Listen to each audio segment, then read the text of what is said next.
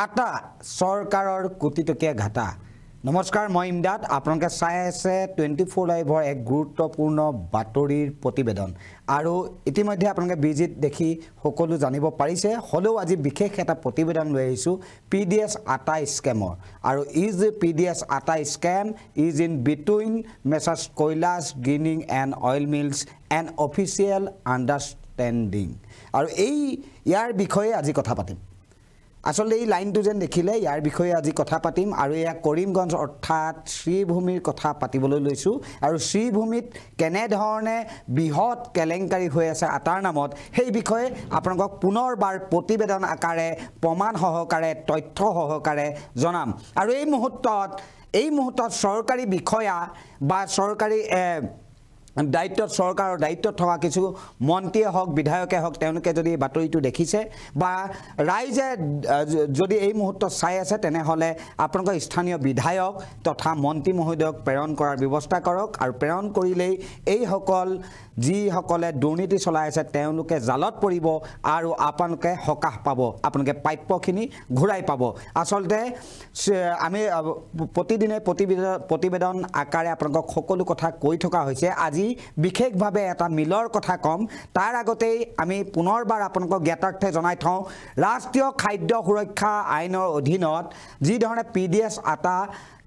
দি থকা হৈছে মানে পুনৰ বুজাই দিছো যেনে ধৰণে চাউল দিয়া হয় তেনে ধৰণে আটাও দিয়াৰ ব্যৱস্থা কৰিছে আৰু আটা এতিয়াৰ নহয় প্ৰায় 1996 ৰ পৰা এই আটাৰ ব্যৱস্থা আছে হাইলাকান্দি কৰিমগঞ্জ বিভিন্ন অঞ্চলত অসমৰ বিভিন্ন অঞ্চলত আছে কিন্তু আটা পায় নে নাপায় নামত কোটি কোটি টকা কি কাৰণে চৰকাৰে খৰচ কৰি থাকিব লগা হয় কি কাৰণে বেলেগৰ পকেট গৰম কৰিবলৈ এই টকাখিনি দি থকা হয় এই যি এলটমেন্টখিনি দি থকা হৈছে কাৰণ গাঁৱে ভূঞে আমি গৈছো আৰু গাঁৱে ভূঞে গৈ আমি হতবাক হৈছো যেন চৰকাৰৰ ইমান কোটি কোটি টকাৰ প্ৰজেক্ট চৰকাৰ ইমান কোটি কোটি টকাৰ যি আটাৰ নামত আবণ্টন দিয়া হৈছে সেই কোটি কোটি টকা চৰকাৰী বিষয়া মিলৰ মালিক হয়তো বিধায়ক মন্ত্ৰীলেও গৈ দুখীয়াৰ পেটত লাঠ মাৰি এইখিনি হৰলুকি কৰাৰ ব্যৱস্থা চলি আছে আৰু ইয়াত কিন্তু কাৰো কাণহা নাই মুখ্যমন্ত্ৰী মহোদয় এই মুহূৰ্তত আপোনাক ইয়াৰ পৰা বিশেষভাৱে 24 লাইভৰ মজিয়াৰ পৰা ষ্টুডিঅ'ৰ পৰা বিশেষভাৱে আপোনাক অনুৰোধ জনাইছো এই যি চৰকাৰী আটা যি চৰকাৰী এটা কোটি টকীয়া ঘাটা চলি আছে যি লুণ্ঠন চলি আছে আপুনি যেনে ধৰণে ৰেচন কাৰ্ডৰ ইটোৰ পিছত ইটো সুবিধা দি আছে ৰাইজক দৰিদ্ৰ সীমাৰেখাৰ তলৰ প্ৰত্যেকজন যাতে এই আঁচনিৰ অধীনত আহিব পাৰে তেনে ধৰণৰ ব্যৱস্থা গ্ৰহণ কৰি আছে কিন্তু আপুনি ভিতৰুৱা কিছুমান বস্তু চাবৰ বাবে অনুৰোধ জনালো যেহেতু আপোনাক দৃষ্টিগোচৰ কৰাবলৈ কৈছিলে যিকোনো কৰবাত যদি ৰাজ্যৰ বিভিন্ন কোণত যদি কৰবাত ভুল কৰি আছে কৰবাত দুৰ্নীতি চলি আছে তেনেহলে আপোনাক দৃষ্টিগোচৰ কৰাবলৈ কৈছিলে 24 লাইভৰ তৰফৰ পৰা সাংবাদিকৰ যি ধৰ্ম সেই ধৰ্ম আগত ৰাখি আপোনাক আমি দৃষ্টিগোচৰ কৰাইছো যেনে ধৰণে ইয়াত দুৰ্নীতি চলি আছে এয়া পুংখানুপুংখ ৰূপে আমি প্ৰমাণ সহকাৰে আমি লিখিতভাৱে আমি যিখিনি ৰাইজৰ ওচৰত গৈ গ্ৰাউণ্ড জিৰ' ৰিপৰ্টৰ সৈতে আপোনাক দেখুৱাবলৈ চেষ্টা কৰিছো আৰু আপুনি হয়তো আজি এই প্ৰতিবেদন দেখাৰ পাছত বা মন্ত্ৰী মহোদয় বা বিভাগীয় কৰ্তৃপক্ষই বা এই যোগান বিভাগৰ বৰমূৰীয়াসকলে তেওঁলোকে যদি এই প্ৰতিবেদনটো দেখিছে তেনেহলে বিহিত ব্যৱস্থা গ্ৰহণ কৰিব বুলি আশা ৰাখিলো নহলে আমি সকলোকে প্ৰত্যেকজন ৰাইজে সন্দেহ কৰিবলৈ বাধ্য হ'ম কাৰণ আমি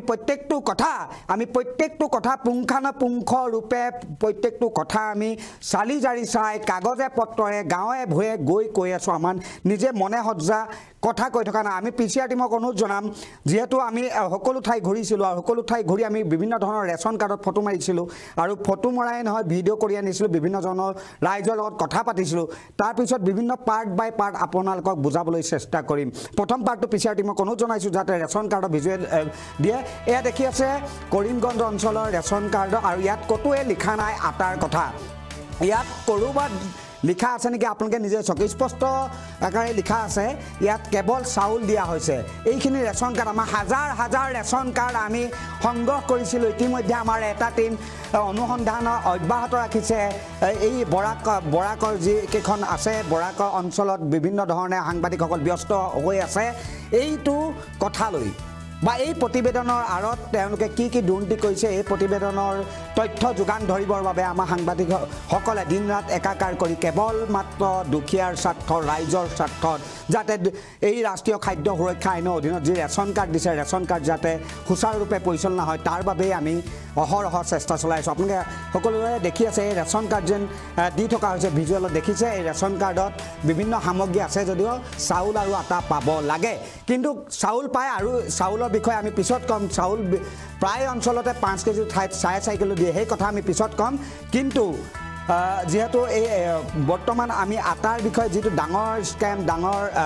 সিন্ডিকেট চলি আছে সেই বিষয়ে আমি কৈ আছোঁ আৰু এয়া আটাৰ যি ৰেচন কাৰ্ড দেখুৱাইছে ৰেচন কাৰ্ডত আটাৰ কোনো ধৰণৰ ব্যৱস্থা কৰা নাই আৰু আটাৰ যেহেতু ব্যৱস্থা তাত লিখা নাই আটা দিছোঁ বুলি লিখা নাই আৰু এয়া দিছোঁ বুলি কেৱল ৰেচন কাৰ্ডে নহয় এয়া গাঁৱৰ ৰাইজৰ ভাষ্যও আছে আমি প্ৰত্যেকটো শিতান কেৱল আপোনালোকক দেখুৱাইছোঁ আৰু প্ৰমাণ সহকাৰে দেখুৱাইছোঁ তাৰ পৰৱৰ্তী পৰ্যায়ত কি ধৰণৰ ব্যৱস্থা হয় ৰাইজে বিচাৰ কৰিব আৰু মুখ্যমন্ত্ৰী মহোদয়ে এই মুহূৰ্তত যদি এই প্ৰতিবেদনটো এই বাতৰিটো চাই আছে তেনেহ'লে মই ভাবোঁ অনতি পলমে আপুনিও মুখ্যমন্ত্ৰী হিচাপে যিখিনি দুৰ্নীতি নিৰ্মূল কৰাৰ স্বাৰ্থত কাম কৰি আছে আপুনিও তদন্ত ঘোষণা কৰিব এতিয়া পুনৰবাৰ আহিছোঁ যিহেতু ৰেচন কাৰ্ডত দেখুৱাই থকা হৈছে আমি কৈছোঁৱে ৰাইজক বিভিন্ন ধৰণে আমি লগ কৰিছোঁ কথা পতা হৈছোঁ আৰু বিভিন্ন ধৰণে এনেধৰণেই আমি প্ৰায় 10-15 দিন আমি আছিলোঁ আকৌ পুনৰ যাম কাইলৈ পৰখিলে এটা টিমে তাত কামত লাগি আছে আৰু পুনৰবাৰ কৈছোঁ যে ৰাষ্ট্ৰীয় খাদ্য সুৰক্ষা আইনৰ অধীনত আচলতে হৈছে কি চাউল বিতৰণৰ কথা সকলোৱে জানে আটাটো কথা ইমান অপেনলি কিয় নাজানে আটা দিছে বুলি বহু জেগাত কিয় আজিলৈকে গম পোৱা নাই চৰকাৰৰ কি এয়া দায়িত্ব নহয় যোগান বিভাগৰ এয়া দায়িত্ব নহয় নেকি মই পুনৰবাৰ কৈছোঁ যোগান বিভাগেও কিন্তু এইখিনি দায়িত্ব ল'ব লাগে জিলা উপায়ুক্তই কিন্তু এইখিনি দায়িত্ব ল'ব লাগিছিলে যিসকল কৰ্মচাৰী বিষয়া আছে উচ্চপদস্থ বিষয়াসকল আছে তেওঁলোকে যি ধৰণে চাউলত মনোযোগটো দিছে আটা যেন নাই পোৱা আটাক লৈ ইমান ডাঙৰ যেন এখন গোটালা চলি আছে সকলোৱে যেন মিলি ভকত হৈ পেলাই এখন সিন্ডিকেট চলাই আছে কলা বজাৰ চলাই আছে এইখিনিত চকুমুদা কুলিৰ ভাও কিহৰ কাৰণে ইয়াত কিন্তু যদি উচ্চপদস্থ বিষয়া আছে তাত তদন্ত হৈ জেল হাজতলৈ যাব লাগিব কাৰণ দুখীয়াৰ পেটত লাঠ মৰা হৈছে আৰু দুখীয়াৰ পেটত লাঠ মৰাৰ বাবে আজি এই প্ৰতিবেদনৰ ওপৰত প্ৰতিবেদন কৰিছোঁ যেতিয়ালৈকে এই তদন্ত ঘোষণা নকৰিব তেতিয়ালৈকে আমাৰ প্ৰতিবেদন অব্যাহত থাকিব পুনৰবাৰ কৈছোঁ আমি এয়া মুখে কোৱা মনে সজ্জা বাতৰি নহয় প্ৰত্যেকটো পুংখানুপুংখাৰূপে আমাৰ ওচৰত তথ্য আছে আৰু তথ্য ভিত্তিত বাতৰি কৰিছোঁ গ্ৰাউণ্ড জিৰ' ৰিপৰ্ট কৰিছোঁ মুখ্যমন্ত্ৰীক দৃষ্টিগোচৰ কৰাবলৈ চেষ্টা কৰিছোঁ যোগান মন্ত্ৰীক দৃষ্টিগোচৰ কৰাবলৈ চেষ্টা কৰিছোঁ আমি প্ৰত্যেকজন বিষয়াক উচ্চপদস্থ বিষয়া তথা উপায়ুক্ত মহোদয়ক দৃষ্টিগোচৰ কৰাবলৈ চেষ্টা কৰিছোঁ ইয়াৰ পাছতো যদি দুখী হাৰি যায় তাৰ পাছত আমাৰ প্ৰতিবেদন কিন্তু বেলেগ ধৰণৰ হ'ব ৰাইজৰ স্বাৰ্থত আমি কেনেধৰণে প্ৰতিবেদন বা কেনেধৰণে প্ৰত্যেকৰে মুখা খুলিব লাগে আমি সেইটো ভালদৰে সকলোৰে মুখা খুলি আমি ব্যৱস্থা গ্ৰহণ কৰিবৰ বাবে ৰাইজ বাধ্য হ'ব এদিন সেইবাবে মই পুনৰবাৰ অনুৰোধ কৰিছোঁ মুখ্যমন্ত্ৰী মহোদয়ক যাতে কাটৰ অনুৰোধ কৰিছোঁ যাতে এই প্ৰতিবেদন যদি চাই আছে বা এই প্ৰতিবেদন যদি আপোনালোকে চাই আছে মুখ্যমন্ত্ৰীলৈ পঠোৱাৰ ব্যৱস্থা কৰক যিমান পাৰে শ্বেয়াৰ কৰক যাতে এই চাউলৰ লগত আপোনালোকে যিখিনি আটা পাব লাগে আটাখিনি কোনে খাই আছে দুখীয়া আটাখিনি কোনে খাই আছে এই বিষয়ে তদন্ত হ'ব লাগে পুনৰবাৰ মই এই ৰাইজৰ বাইট আছিলে PCR টিমৰ অমৰক অনুৰোধ জনাইছোঁ যাতে ৰাইজৰ আমি গাঁৱত যেন গৈছোঁ এই গাঁৱত গৈ আচলতে কি পালোঁ সেইখিনি আমি দেখুৱাবলৈ চেষ্টা কৰিম আমি এনেই যোৱা নাই উপায়ুক্ত কাৰ্যালয়ৰ পৰা আমি গাঁৱত গৈছিলোঁ PCR টিমক অনুৰোধ জনাইছোঁ সেই ভিজুৱেল আপোনালোকক জ্ঞাতাৰ্থে জনাবৰ বাবে মই আছোঁ কৰিমগঞ্জৰ উপায়ুক্ত কাৰ্যালয় আয়ুক্ত কাৰ্যালয়ৰ সন্মুখত অৰ্থাৎ বৰ্তমান শ্ৰীভূমি বুলি জনা যায় আৰু শ্ৰীভূমি এই উপায়ুক্ত কাৰ্যালয়ত আমি প্ৰথমতে 24 লাইভৰ টীম আহিছিলোঁ আৰু ইয়াৰ পৰাই গাঁৱে ভূঞে গৈ গাঁৱৰ সৰ্বসাধাৰণ ৰাইজৰ কি সমস্যা আছে আৰু ৰাষ্ট্ৰীয় খাদ্য সুৰক্ষা আইনত কেনেধৰণে কি সুবিধা পাব লাগে কেনেধৰণে পাইছে নাই পোৱা এইসমূহ আমি বিস্তৃতভাৱে প্ৰকাশ কৰি যাম সরকার তাকে তো কিছু হয় না আটা উটা 60-70 বছর রেশন কার্ডে কি সুবিধা পায় না খালি রেশন কার্ডে পাই চাউল শুধু চাউল আর কিচ্ছু পাই না আমরা তো ডিলারটা খইবা না এটা তো আমরা কেন আয় না আমি খুঁজতে গেছিম এটা করিমগঞ্জতে নাহে নেকি আটাটো করিমগঞ্জ কি আটা নাই আমরা গরিব দুঃখী লাগিয়া আমরা তো অপেক্ষা করি আমরা তো পাই না কিছু খাইতে। মুখ্যমন্ত্রী আমি অনুরোধ করি আর আমি আপনারে জানাইলাম আমরা তো কিছু পাই না। আমরা চাউল পাই আছে, ওটা আটা দিলে আটাটা আমরা পাই নাই, আটা একদিনে পাই না, একদিনে পাই নাই। গড়ে 10 বছর হয়ে গেছে, তো আটাটা পাই নাই আমরা। কিছু নাই, খালি চাউল আর কিছু দে না, আটা চাটাইতে আমরা জানিও না আটা দে বলিয়া। আর চাউলত তো আধা কেজি 1 কেজি প্রত্যেক মাসও কাটিয়া রাখে। আমার লোকে খালি চাউলই পায় আর একো নাপায়, খালি চাউলই পায়। আটা এটা নাপায়, একদিন পাওয়া নাই। আজি প্রথম শুনিছি আটা আইছে, কিন্তু আটা আমরা কিন্তু কোনো কিছু পাই না, শুধুমাত্র চাউল পাই। তো আমরা খালি চাউল পাই আর কিছু পাই না, খালি চাউল, আটা ওটা কিছু পাই না। আমরা তো চাউল পাই রেগুলারলি, কিন্তু আটা পাই না। আটা 3 মাসে 4 মাসে একবার পাই, তাও ভালো আটা পাই না, যেটা গখাদ্য হিসাবে আটা, যেটা মানুষে খাওয়ার মতো নয়, আমরা ওটাও পাই। এর লাগে আমরা এটা আনি না। আমরা আসামের মুখ্যমন্ত্রী হিমন্ত বিশ্ব শর্মার কাছে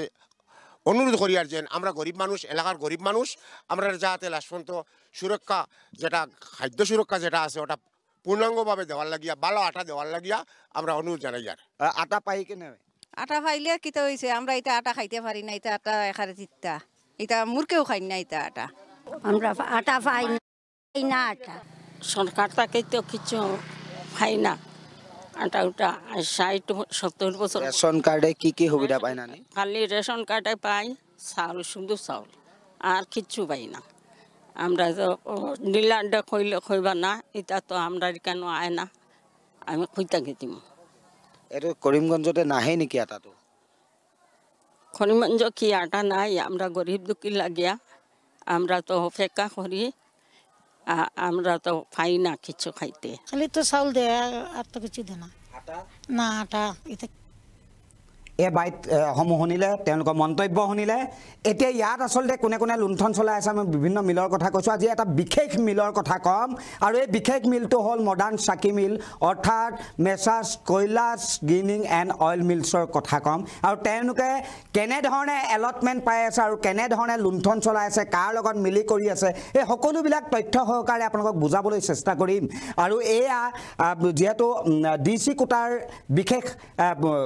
হুইট দিয়া হয়, আৰু DC কোটাৰ বিশেষ হুইট তেওঁলোকৰ আবণ্টন দিয়া হয়, কেনেধৰণে কোনটো বছৰত কিমানকৈ পাই আছে, আমি সবিশেষ কিঞ্চিত মাত্ৰ দেখাবৰ বাবে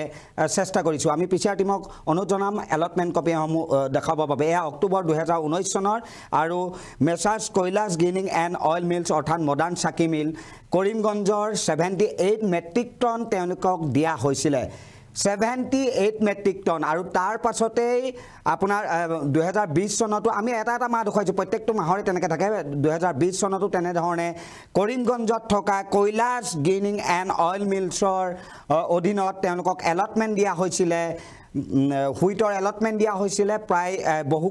মেট্ৰিক টন। আৰু এয়া আপোনালোকক কাগজে পত্ৰই আপোনাৰ পুংখানুপুংখৰূপে আমি দেখুৱাবলৈ চেষ্টা কৰিছোঁ। পুনৰবাৰ 2020 চনত কৰিমগঞ্জ এই মিলটোত দিয়া হৈছিলে 70 মেট্ৰিক টন হুইট। আচলতে এনেধৰণেই গোটেই আমি কাগজে পত্ৰই আপোনালোকক দেখুৱাই আছোঁ। আৰু এয়া হ'ল কৈলাশ গ্ৰিনিং এণ্ড অইল মিলছৰ তেওঁলোকক দিয়া এলটমেণ্টৰ হিচাপ নিকাচ। আচলতে এনেধৰণে যদি এটা আকৌ 2023 চনত তেনেধৰণে প্ৰত্যেকটো চনৰে আমি দেখুৱাই আছোঁ। আৰু এয়া 2023 চনৰ আপোনালোকে এলটমেণ্ট কপি দেখি আছে, তেওঁলোকক দিয়া হৈছে কেনেধৰণে। কৰিমগঞ্জ দেখিছে 92 লাষ্ট বছৰ 92 মেট্ৰিক টন হুইট তেওঁলোকক এলটমেণ্ট কৰা হৈছিলে, আৰু তেওঁলোকে এইটো অৰ্ডাৰ পাইছিলে। আকৌ 2024 অৰ্থাৎ চলিত বৰ্ষতো তেওঁলোকে কেনেধৰণে এলটমেণ্ট পাইছে আপোনালোকে সকলো দেখি আছে। প্ৰত্যেকখন জিলাৰ কথা ইয়াত উল্লেখ আছে। আমি দেখুৱাই দিব বিচাৰিছোঁ যেন কেনেধৰণে কোনে ক'ত পাইছে। এয়া যেন দেখি আছে, ছবিত যেন দেখি আছে, এই ছবিত দেখি থকা মিলটোৱে হ'ল মডাৰ্ণ চাকি মিল। আপোনালোকে ভাবকচোন এইটো কেনেধৰণে মডাৰ্ণ চাকি মিল হ'ব পাৰে। মডাৰ্ণ নামত কিন্তু মডাৰ্ণ, তাৰ ফটোত আপোনালোকে কি দেখিছে এইটো নকলেও হয়তো বুজি পাব। এতিয়া কৈ আছোঁ যেন Messrs Kailash grinding and oil মিলৰ কথা। আৰু এই কৈলাশ গ্ৰিনিং এণ্ড অইল মিলছৰ আপোনালোকে বেনাৰখন দেখিছে, তাৰ সাইনবোৰ্ডখন দেখিছে আৰু এয়া কৰিমগঞ্জত আছে অৰ্থাৎ শ্ৰীভূমিত আছে আৰু এই মিলটোৰ পৰা আপুনি ভাবক যি চৰকাৰী ডিসি কোটা থাকে ডিসি কোটা যিখিনি হুইট থাকে এই মিলটোৰ পৰা ইমান মেট্ৰিক টন কেনে ধৰণে এলটমেন্ট পোৱা হয় আসলতে ইমান ভগা চিগা এটা নামত মডাৰ্ণ কিন্তু কামত কেনে ধৰণে আপোনালোকে বুজি পাইছে দেখিছে ঘৰটো দেখিছে ফেক্টৰীটো দেখিছে কেনে ধৰণৰ আৰু এই ফেক্টৰীটো পাই বহু কোটি কোটি টকাৰ যি আবণ্টন লৈ তেওঁলোকে বিল পাছ কৰাই আছে এইটো মিলত কেনে ধৰণে সম্ভৱ এইটো আমি কোৱা কথা নহয় আপুনি ভাবক এইটো মিলত কেনে ধৰণে সম্ভৱ ইমান মেট্ৰিক টন হুইট আবণ্টন দি তেওঁলোকে বিল সৰকাই আছে আৰু মই ভাবো এই মুহূৰ্তলৈকে যদি এই দৃশ্যবিলাক দেখি আছে এই দৃশ্যবিলাক এই মিলটোৰ যেটো দৃশ্যই কথা কয় ছবিয়ে কথা কয় এই ছবিখিনি দেখি হয়তো আপুনি বুজিব পাৰিছে আপুনি মই সকলোৱে বুজিব পাৰিছো আসলতে খেলখিনি কোট চলি আছে এই আমি দুধ পানী কৰিবৰ বাবে আমি কাগজে পত্ৰয়ে গাঁৱে ভূঞে ৰাতি দিন একাকাৰ কৰি কেৱল ৰাজ্যৰ স্বাৰ্থত ৰাষ্ট্ৰীয় খাদ্য সুৰক্ষা আইনৰ অধীনত যিখিনি আমি কৰিব লাগে যি চৰকাৰে আবণ্টন দিছে চৰকাৰৰ আবণ্টনত যি সুচাৰুৰূপে পৰিচালনা কৰিব লাগে যি ধৰণে ৰাইজে পাব লাগে যি ধৰণে দুখীয়াৰ পেটত লাট মাৰি থকা হৈছে দুখীয়াৰ পেটত লাট মৰা এই যিখিনি গুণ্ডা ৰাজ চলাই আছে বা যিখিনিয়ে সিন্ডিকেট চলাই আছে তেওঁলোকৰ মুখা খুলিব লাগে তেওঁলোকৰ কথা কৈ থকা হৈছে আৰু তেওঁলোকক প্ৰত্যেকটো কথা পুংখানুপুংখাৰূপে আমি প্ৰমাণ সহকাৰে কৈ থকা হৈছে আৰু এয়া আমি বিভিন্ন জেগাত গৈছিলোঁ আৰু বিভিন্ন ঠাইত গৈ আমি দেখুৱাইছোঁ আমি পিছাই টিমক অনুৰোধ জনাইছোঁ যাতে আমি কেনে ধৰণে গাঁৱে গৈছিলোঁ কিছু ভিজুৱেলো আছে সেই ভিজুৱেলখিনিও দিবৰ বাবে অনুৰোধ জনাইছোঁ আৰু এয়া দেখিছে গাঁৱে ভূঞে আমি গৈ আছোঁ আৰু প্ৰত্যেকখন গাঁৱতে গৈছোঁ পুনৰবাৰ কৈছোঁ 80% মানুহে আটা নেপায় আৰু 20% মানুহে আটা পায় যদিও 4 মাহ 5 মাহৰ মূৰত পায় সেয়া নিজে খাব পৰা উপযুক্ত নহয় তেওঁলোকে গৰু দানা বা কুকুৰা দিব লগা হয় আমাৰ কথা নহয় ৰাইজৰ কথা আৰু এয়া মই বিচাৰো মই এই মুহূৰ্তত ষ্টুডিঅ' পৰা কৈছোঁ যে আপোনালোকে সাহস আছেনে এই বিষয়ে তদন্ত দিবলৈ যদি মই মিছা কথা কৈছোঁ যদি এই বাতৰিটো মিছা তেনেহ'লে মোৰ ওপৰত আপোনালোকে কেছ কৰক মোৰ চেনেলৰ ওপৰত কেছ কৰক কাৰণ আমি প্ৰত্যেকটো বস্তু পুনৰবাৰ কৈছোঁ তথ্য সহকাৰে কৰিছোঁ ইয়াৰ পাছতো যদি সাংবাদিকৰ যি ধৰ্ম সেই ধৰ্ম পালন কৰাৰ পাছতো যদি বিভাগীয় কৰ্তৃপক্ষ যদি এই কথাত গা নলৰে বিভাগীয় মন্ত্ৰীও যদি এই মুহূৰ্তত গা নলৰে তেনেহ'লে আমি কেনে ধৰণে বুজিব পাৰিম এয়া আচৰিত কথা এই যি কৈলাশ গ্ৰিনিং এণ্ড অইল মিলৰ পৰা যেহেতু মেট্ৰিক টন আটা আবণ্টন দি থকা হৈছে উপায়ুক্ত মহোদয় বিশেষ কোটাৰ পৰা আৰু উপায়ুক্ত মহোদয় এই বিষয়ে কৰিমগঞ্জত যি উপায়ুক্ত আছে এই উপায়ুক্ত মহোদয়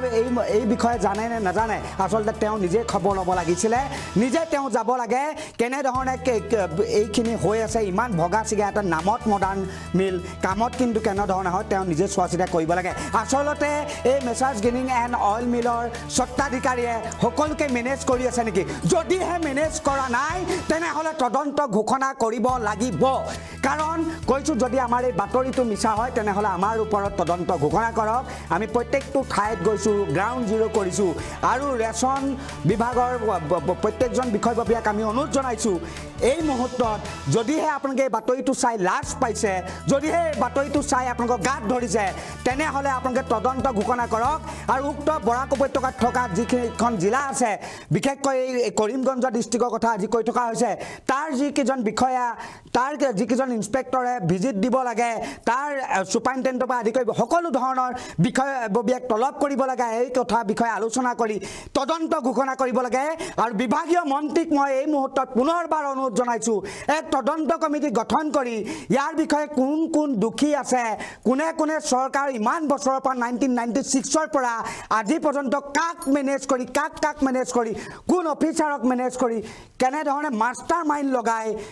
কেনে ধৰণে এই কুকাণ্ড চলাই আছে বা এই সিন্ডিকেট চলাই আছে এই বিষয়ে জানিব লাগিব এই আটাসমূহ বেয়া বুলি 4 মাহ 5 মাহৰ মূৰে যেন কিছুমানে পাওঁ বুলি কৈছে 20% কেৱল 20%ৰ কথা কৈছোঁ তেওঁলোকে আচলতে বেয়া আটাটো এইটো কাৰণে পঠোৱা হয় যাতে আটাটো তেওঁলোকে আকৌ নেলাগে বুলি কয় যাতে আমাক আৰু আটা নেলাগে কাৰণ ন্যূনতম মূল্য এটা দিব লগা হয় ৰেচন বিভাগক সেই আটাটোৰ বিনিময়ত যেনে ধৰণে চাউল ফ্ৰী পায় আটাটো ফ্ৰী নাপায় ন্যূনতম মূল্য 9 টকা 10 টকা 11 টকাৰ ভিতৰত তেনেকুৱা ন্যূনতম উন্নত মূল্য কিন্তু তেওঁলোকে এটকাই হওক বেয়া আটাটো কিনি কি কৰিব সেইবাবেই নিকিনে আৰু সেই বেয়া আটাটো পঠোৱাৰ মূল মতলবটো হ'ল যাতে বৃহৎ এখন বজাৰ চলাব পাৰে পেকেটিং কৰি যাতে বিকিব পাৰে যাতে বিস্কুট ফেক্টৰী বিক্ৰী কৰি বা বিভিন্ন ধৰণৰ ফেক্টৰী বা বিভিন্ন ধৰণে পেকেটিং কৰি যাতে তেওঁলোকে এখন বৃহৎ বজাৰ চলাব লাগে ইয়াত সকলো মিলি ভকত হৈ আছে সকলো লাগিলে যি সাপ্লাই ডিপাৰ্টমেণ্টৰ মানুহে হওক বা মিলৰ মানুহে হওক বা কোঅপাৰেটিভৰ যি সেক্ৰেটাৰী প্ৰেচিডেণ্টে হওক কিন্তু কোনো জড়িত থকাটো 100% সত্য নহলে ইমান সাহস কেতিয়াও কৰিব নোৱাৰে পুনৰবাৰ শেষত মই অনুৰোধ কৰিছো ৰাইজে প্ৰত্যেকটো আমি ৰাইজক তথ্যকাৰে বাতৰি দি আছো আপোনালোকৰ পৰা আমাক সহায় লাগে যাতে আপোনালোকৰ দুখীয়াৰ পেটত লাঠ মাৰি যিসকলে এনে ধৰণে লুণ্ঠন চলাই আছে তেওঁলোকৰ ওপৰত ব্যৱস্থা গ্ৰহণ কৰিবলৈ হ'লে আপোনালোকে যিমান পাৰে শ্বেয়াৰ কৰিব লাগিব আৰু যিমান পাৰে আপোনালোকৰ মুখ্যমন্ত্ৰী তথা বিভাগীয় মন্ত্ৰী তথা যোগান বিভাগক দৃষ্টিগোচৰ কৰাবলৈ আপোনালোকে চেষ্টা কৰিব লাগিব আপোনালোকৰ চেষ্টাৰ ফলত এদিন নহয় এদিন তেওঁলোকে জেল হাজতলৈ যাবই মুখ্যমন্ত্ৰীয়ে তদন্ত ঘোষণা কৰিবই আৰু যদি যোগান বিভাগ এই ক্ষেত্ৰত কোনো ধৰণৰ দায়িত্ব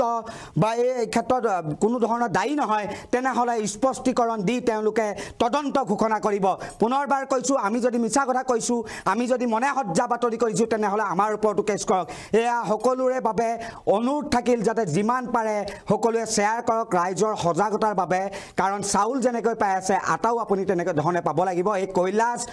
গিনিং এণ্ড অইল মিলৰ দৰে বহু কেইটা মিলে এনে ধৰণে লুণ্ঠন চলাই আছে কৰিমগঞ্জ নহয় বিভিন্ন অঞ্চলত এয়া মাথো কেৱল কৰিমগঞ্জৰ বিশেষ দিছো আৰু কৰিমগঞ্জত এনে ধৰণে কোটি কোটি টকা লুণ্ঠন চলাই থকা এইজন সত্তাধিকাৰৰ ওপৰত কেনে ধৰণে ব্যৱস্থা গ্ৰহণ কৰে মুখ্যমন্ত্ৰীয়ে কেনে ধৰণে বিভাগীয় কৰ্তৃপক্ষই তদন্ত ঘোষণা কৰে কেনে ধৰণে যোগান বিভাগৰ এই বিষয়ববীয়া কোন জড়িত আছে তেওঁলোকক কৰে সেয়া কিন্তু লক্ষণীয় হ'ব আৰু এই বাতৰি আপোনালোকে শ্বেয়াৰ কৰিব বুলি আমি আশা কৰি পুনৰবাৰ ধন্যবাদ জ্ঞাপন কৰি মই ইমদাদ আলীয়ে বিদায় লৈছোঁ